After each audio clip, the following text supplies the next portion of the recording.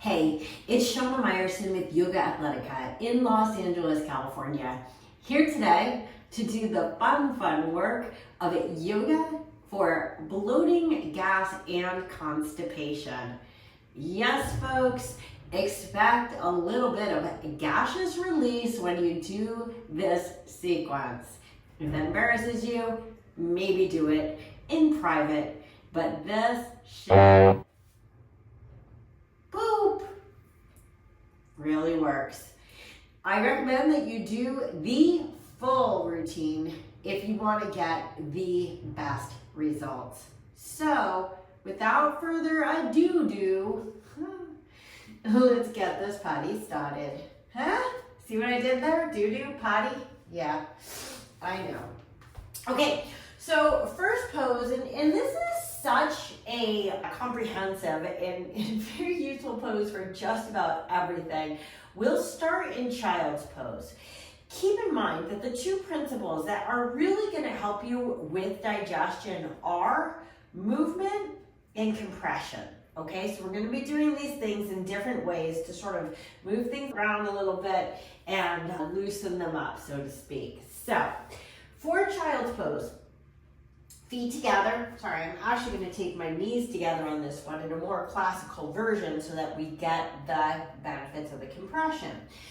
I lie down so that my chest is right on top of my legs.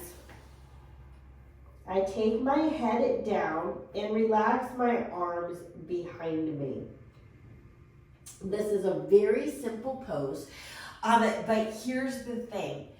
Let's say that this is very hard for you to get that low. You can even put like a pillow here, or if you don't have a pillow, you could even theoretically take your arms and fold in like this. So really, it's that initial compression that's going to start to tell your tummy that it's tummy time. It's time to wake up. Now, I'm going to be going through these poses, just explaining them. I recommend you hold them for a minimum of 5 to 10 very deep breaths, okay? But you hold them for as long as you wish. Okay, pose number 2. Cat and cow. Now, cat and cow is good for 2 reasons. The first one is that it just starts really moving your digestive system around in a lot of different ways. So let's go over the basic movement, and then I want to explain a little deeper why cat in particular is going to make the difference for you. So in cat-cow, it's hips over knees, shoulders over wrists. This doesn't have to be an exact science, but pretty much. Hands are shoulders distance apart, knees are hips distance apart. Now, the arms stay straight in this one. The mistake that a lot of people make is they sort of do these mini push-up things. We're not going to do that. So with your arms straight, when you inhale, when I say when you inhale, it means every time you inhale, you look up and you lift your tailbone, you lift your chest, and you drop your belly down. This is called a cow pose, okay? And when you exhale, you go the opposite direction. So you drop your head, you drop your tail, you lift up from your midsection, and your spine goes high like a scared cat, and this is called cat. Okay, so traditionally in yoga, it's inhale, exhale, like this. Inhale is my cow, and exhale is my cat. Inhale, cow, exhale, cat. Now, for maximum benefit, I want to emphasize 2 more points. First one, when you're doing a pose for a reason, in this case to relieve gas, I recommend that you stay in each one as long as feels appropriate for you, okay? Don't worry how long your breath is. Maybe hold it for 2 breaths, 3 breaths, 5 breaths in one position. Totally fine. The only thing that I recommend highly, because it's the way that it is that when you move, you move on the breath. So for example, let's say that I go into a cow pose and it feels good and I hold for whatever, 3 cycles of breath. I'm always going to come into cat on an actual exhale. Likewise, regardless of how long I hold my cat, I'm always going to come into cow on an inhale. Now, keeping in mind, again, the keys to relieving gas, constipation, and bloating to increasing your digestion is compression and movement, right? So the movement in this one is very obvious. And let's look at this a little bit deeper because cat and cow are 2 very overlooked poses. Besides the tremendous benefits it has on your spine, when I go up into a cow pose, what I'm doing is I'm compressing my back muscles and at the same time I'm lengthening my core muscles. I'm stretching them out. Why is this important? Because when you think about a pose differently, it comes out differently. Most people just sort of look up, it touches the belly, but not as much as if you think about creating that U shape of lifting up from your ribs, lifting up from your tail, and then you're really gonna feel how the core starts to basically engage a little bit and stretch at the same time. Now, of course, it's a nice touch for the digestive system. Now, more importantly is going to be the compressive part. That is my cat pose. Cat pose, when I turn under, I'm going to think of this as exactly the opposite, which is to say, a stretch now of the back and a deep compression of the core. So when I come in here, I'm not just thinking about my spine going round, but literally my stomach almost pulling in like I'm getting on old jeans. So the movement of in and out helps to move the bowels, but turning it in and pulling it in creates that really important compression. Okay, next pose. Next pose is Ardha Baddha Padma Paschimottanasana. You gotta love saying that. Now this one requires a little bit more flexibility. So if you can't do this one, I'll give you an option afterwards. But if you can, it's basically a half lotus position with one leg extended. So I take one foot, and remember that when I come into half lotus, I come from underneath. I pull the foot all the way to the belly. This is important because the whole point of this one is to get that compression. So I pull it into the belly and I fold it down. So my heel is pressing right into my digestive organs. You can see that this knee is down, this leg is extended. Now, in a perfect world, which we don't live in, you'll actually take, this is my left leg, my left hand around and grab the foot. Okay, not sure if you can see that. And then this hand grabs this toe. Now, not everybody has this flexibility, so don't worry, I'm going to give you some options. As the foot presses into the belly, I fold long over that front leg. My chin is aiming for my shin. Now, let's take a step back and say that you can't do the bind or the bind doesn't feel good. That's okay. We'll take out the bind. Just again, get that foot right into your belly, and you want to think about squaring over the leg. So the tendency is going to be a little bit diagonal. We're going to sort of turn towards the leg and fold in. Remembering every forward bend has an element of a back bend. So I'm extending out into this one rather than like this. You can also see that if you have a tendency to round to go in, you're actually taking your belly away from the heel. The point of this one is for your heel to press into your belly. So you absolutely want to extend out.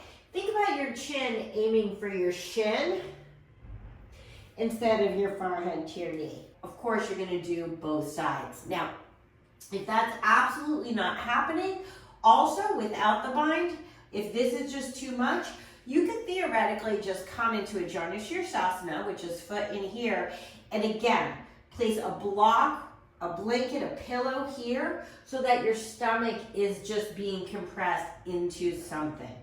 If you really wanted to, you could put an arm in there, but that still requires that you're pretty low for that to make a difference. Okay, that's number 3. Number 4, I think the actual name of this pose, as in the actual name, is wind relieving pose. Can we get more obvious about that one? You ready to relieve some wind? In wind relieving pose, you lie down on your back and keeping one leg as flat to the floor as possible, you take your other knee and just pull it straight into your chest. Now, if this is too intense for you, you could bend this knee, will make it much less intense. You could even put this leg up if you want to make it much less intense.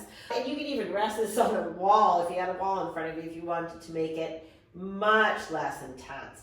But all I'm doing here, this one's fairly simple, pulling the knee into the chest. Now, you can also, which makes this easier as well, hug both knees into your chest, which is equally effective, okay? So, since we're lying down, we're going to take our last 2 lying down. The next one is happy baby pose, okay? Now, do you know what makes babies so happy when they do this pose? Well, if you've ever had a baby, you know babies actually do this pose naturally to relieve their own gas. They have an intelligence that maybe we sort of lose as adults. So, ready to get intelligent about digestion again?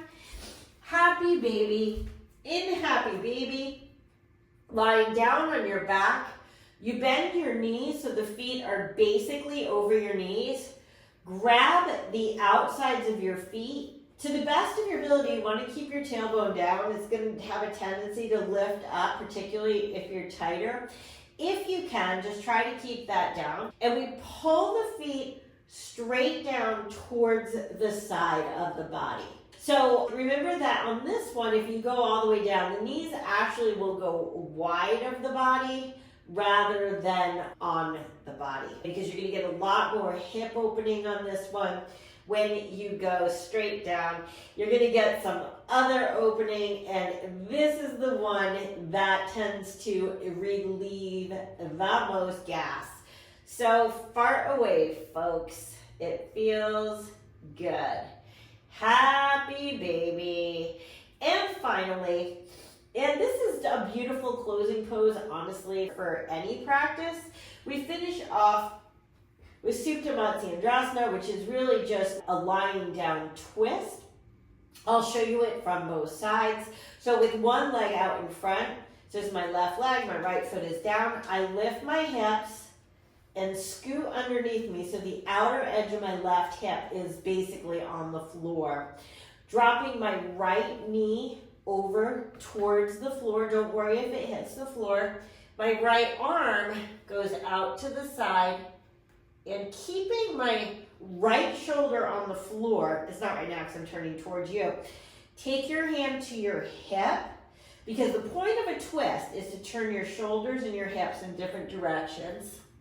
And you look right as you pull that right leg to the left.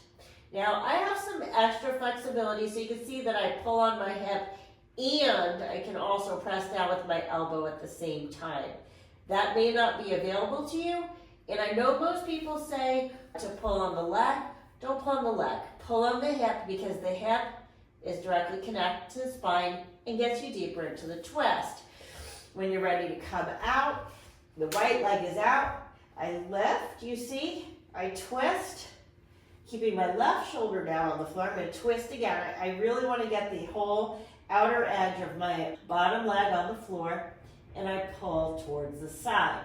Now, honestly, all spinal twists are great for digestion. Why? Because they literally wring out your entire organs. I hope that these 6 poses really help you to relieve any constipation, bloating, or gas that you might be feeling. These are great poses for digestion. Hey, listen, if you really like this video, please subscribe, comment, like, etc., etc., etc. And if you want my full-length classes, you could find them on my Vimeo channel. I have 2 channels actually.